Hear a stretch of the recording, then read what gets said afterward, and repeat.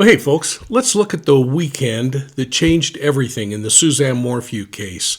We're talking about May 9th and May 10th, 2020, the days when Suzanne disappeared. And according to a grand jury, the day her husband, Barry, allegedly covered up her murder. Now, this is the kind of case where every minute matters. And when you dig into the timeline, it starts to feel less like a mystery and more like a crime scene that was staged in plain sight.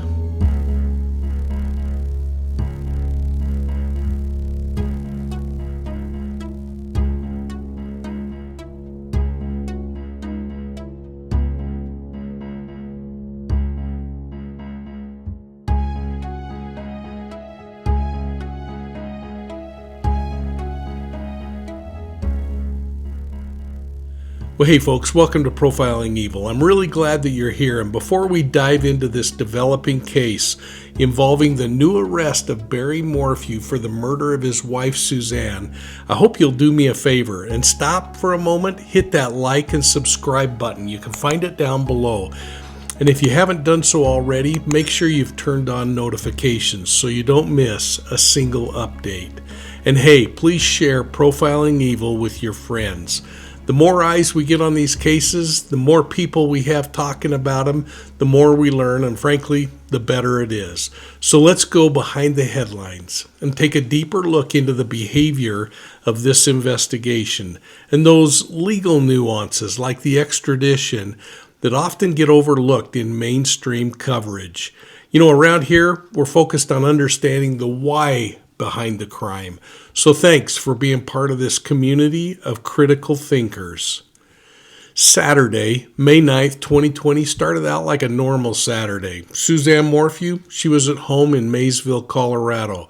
Barry was out in the community working. Now, this quiet mountain town is nestled between Monarch Pass and Salida, Colorado. Now, Suzanne had been texting with a man that she was romantically involved with.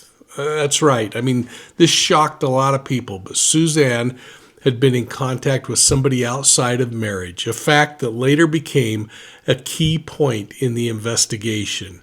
But here's where things start to get a little interesting. At 2:11 p.m., Suzanne sent a selfie to this man that she'd been having the affair with. And it's the last known message from her phone. Everything after that is either dead silence or suspicious. And just over 30 minutes later, at 2:43 p.m., Barry Morphew arrived home. Now, his phone records and the telematics from his truck confirm that arrival.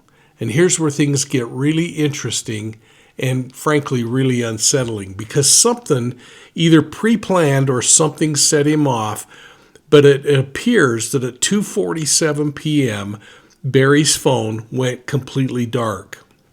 It was powered off so that you couldn't track any kind of location data on it. Now, investigators are calling this a dark period. And if you've studied enough cases, you'll recognize how often these windows seem to coincide with foul play. Now, I'm not saying that it happened here, and he is just allegedly responsible for her death. He's been accused, but he hasn't been convicted.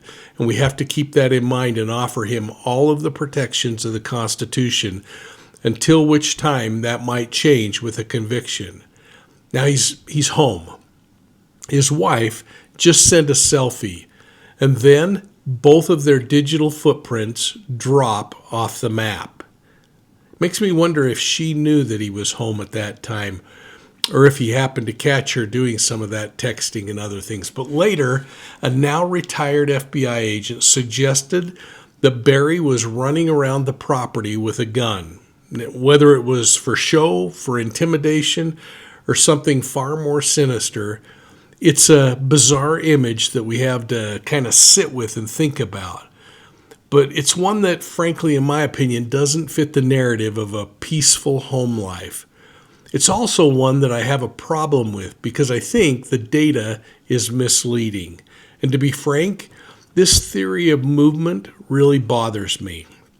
Not because I'm defending Barry Morphew, but because I understand how mobile phone location data actually works, especially in areas where it's really difficult to get a cell signal, like rural Colorado, where the cell service can be sketchy at best. So let me just show you something. I recorded a short video using my own phone, sitting completely still in one spot right here in my office. There's no movement. I'm not physically moving. And yet, as you see, my phone location appears to be shifting or moving around. This is sometimes a huge distance that it's drifting back and forth. So the question becomes why? And it's because the device is trying to figure out where it is by bouncing signals off of nearby cell towers.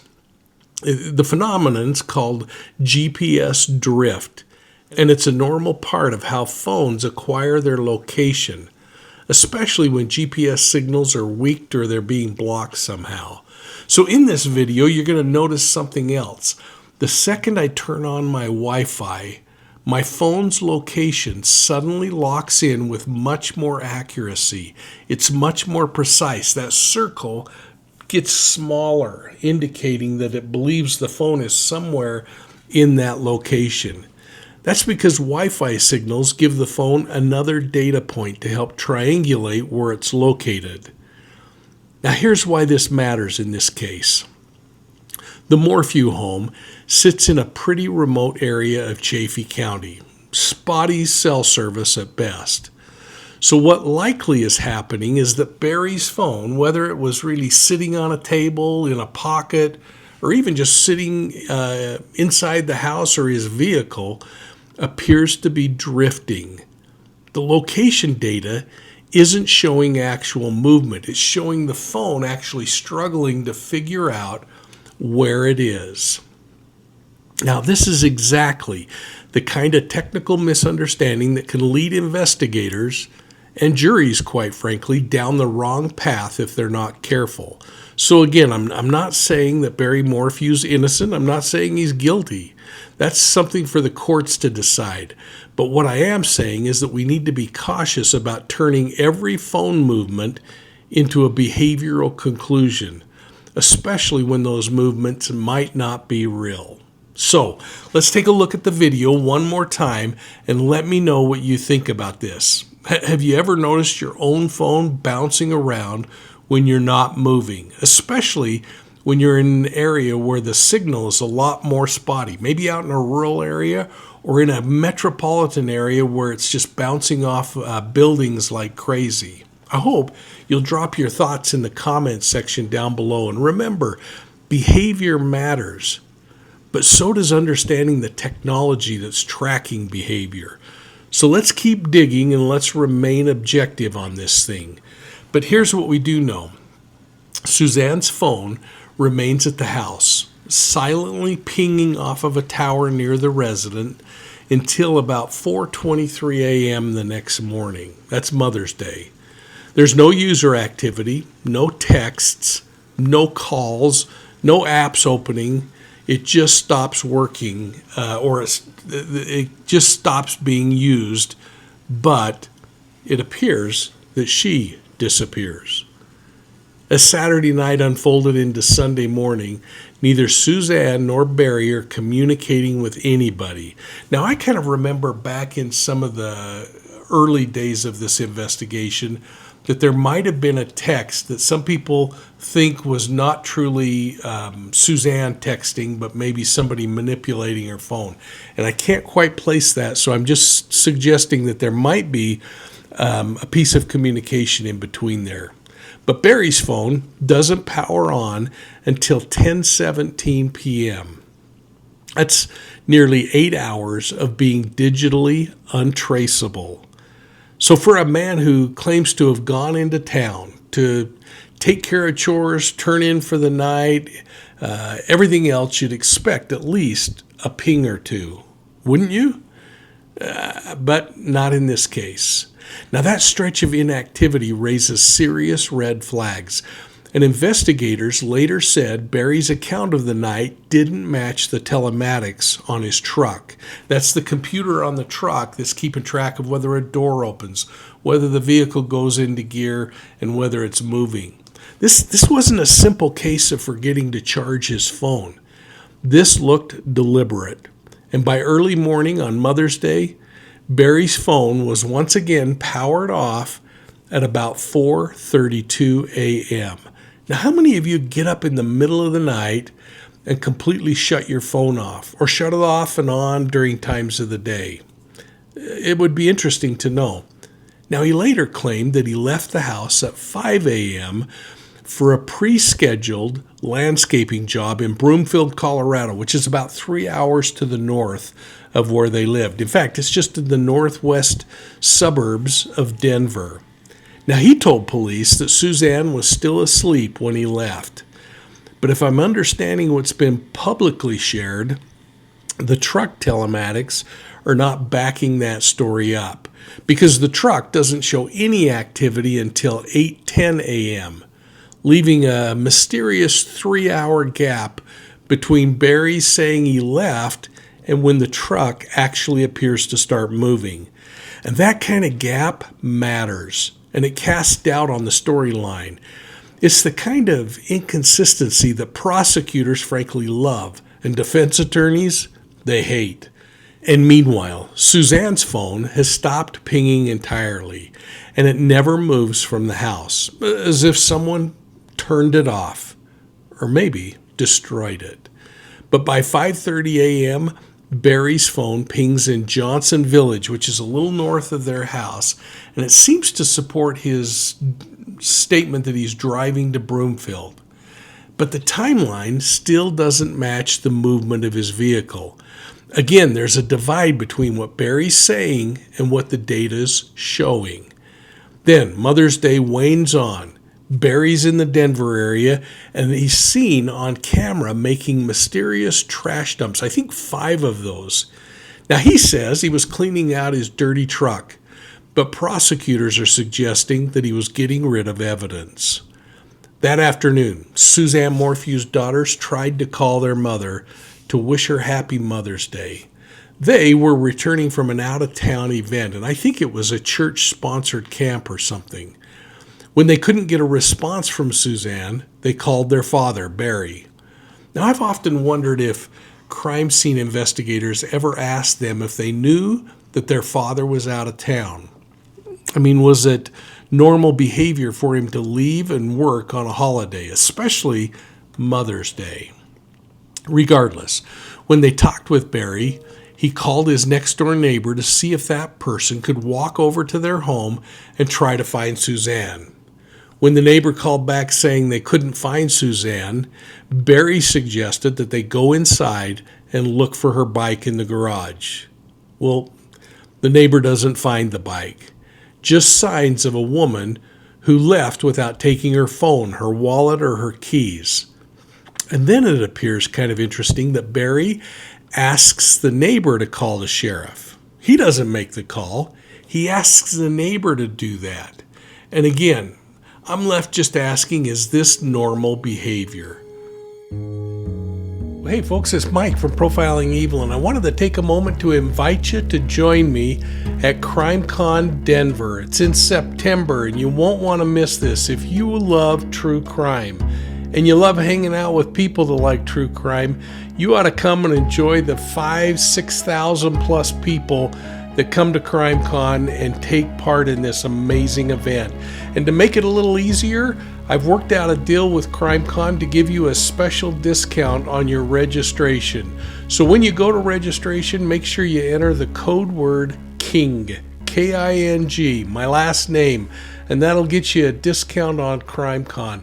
And I look forward to seeing you there. Hey, by the way, bring your books, and I'll make sure to sign them while we're there, and we'll get some pictures together. Hey, we'll see you soon at CrimeCon.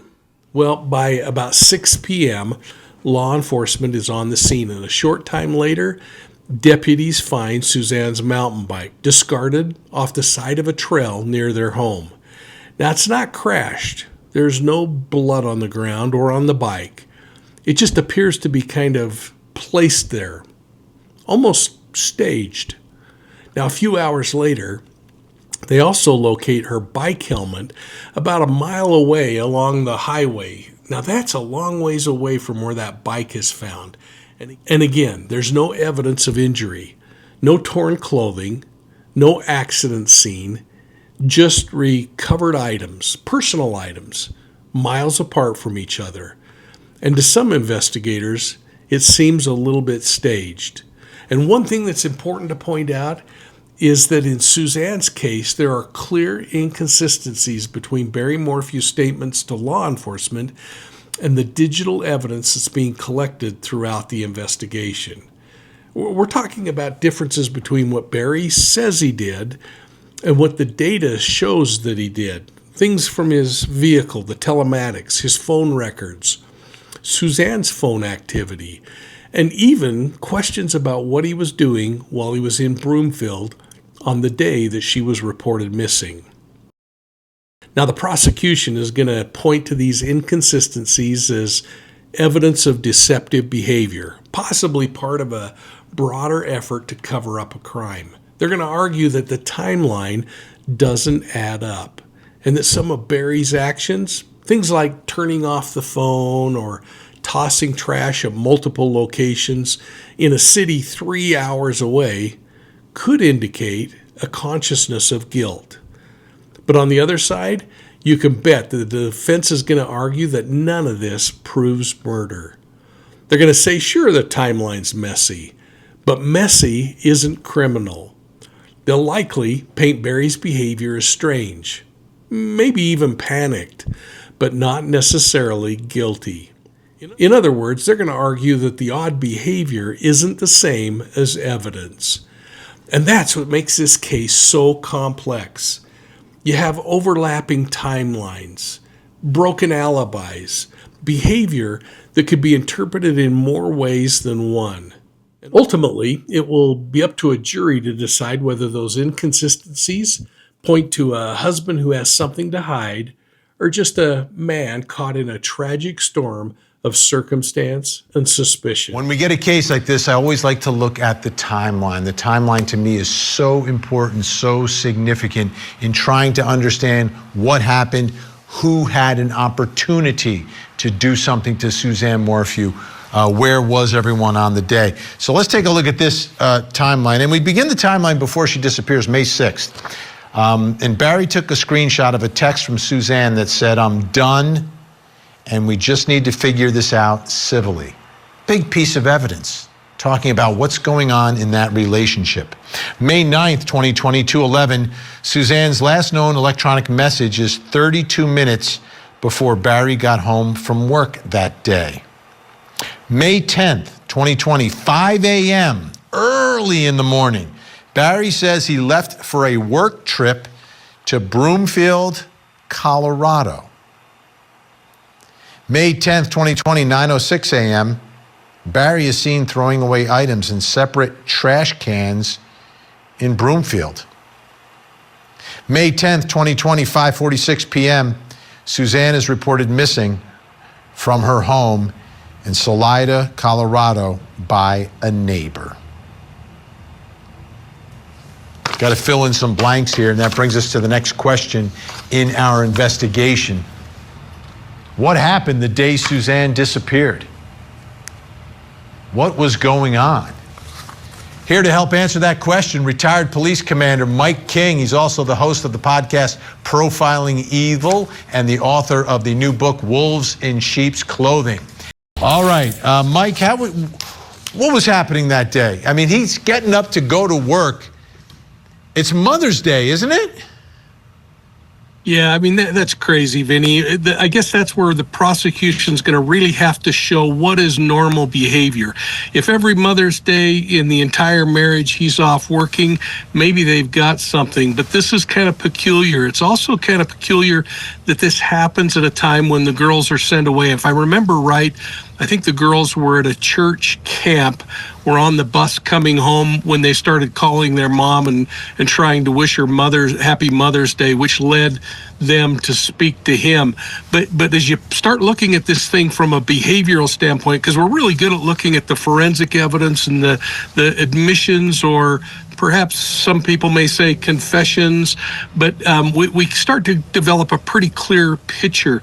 But when we add the behavior into this and we see things, what's normal behavior and what's a little bit outside of the scope of normal.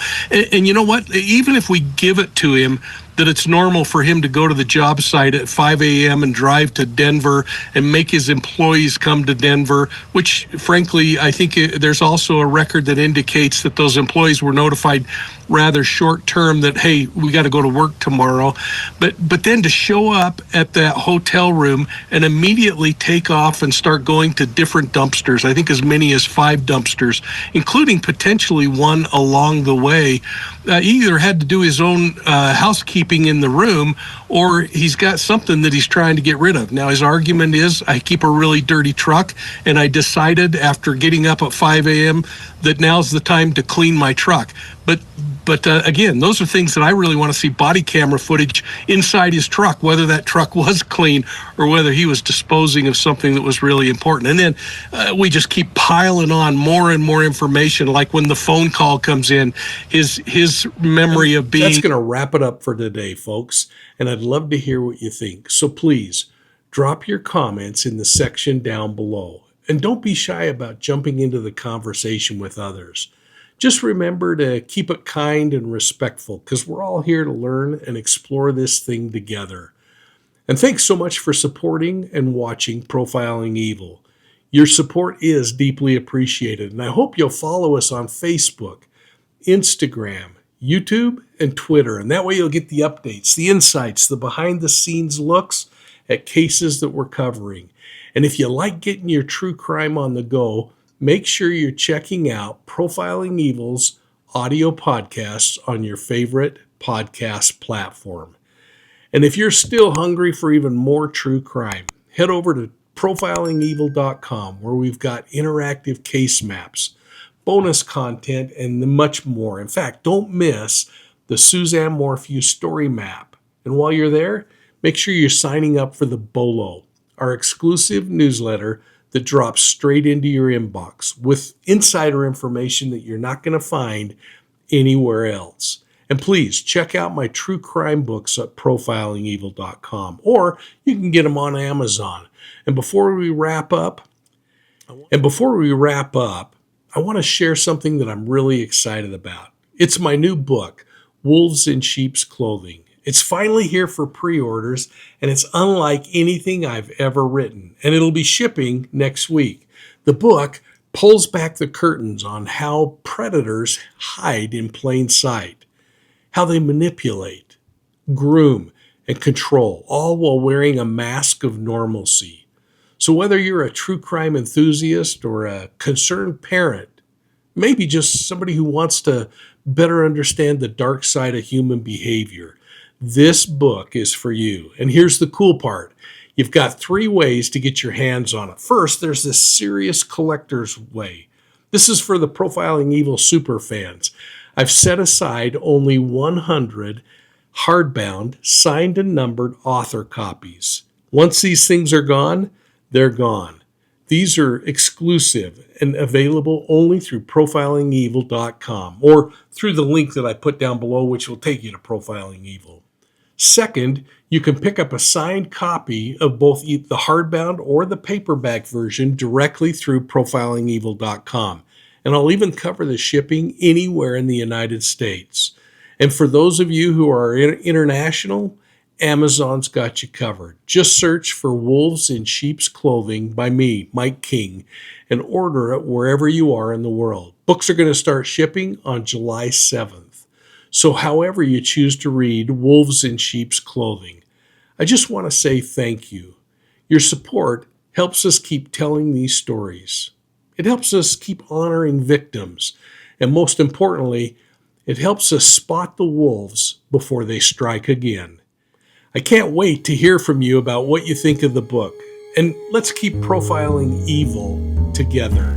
So we'll see you soon, folks, at the next crime scene.